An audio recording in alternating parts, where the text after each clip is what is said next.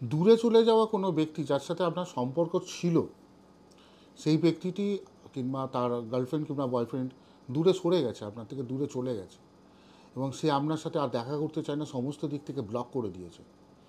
এই রকম অবস্থায় একটুখানি গৌরচনা নেবেন। গৌরচনার সাথে কালো ধুতরা ফুলের রস মিশিয়ে একটুখানি কালি বানাবেন। কালি বানানোর পরে সাদা কলকে ফুলের গাছের ছাল দিয়ে দিয়ে একটা ছোট পেন মতন বানাবেন। পেন বানিয়ে তাতে কি করবেন, আপনারা ভূজ্যপত্রের ওপর তার নাম লিখবেন, তার নাম, তার গোত্র, তার মায়ের নাম, এই সমস্ত লিখবেন।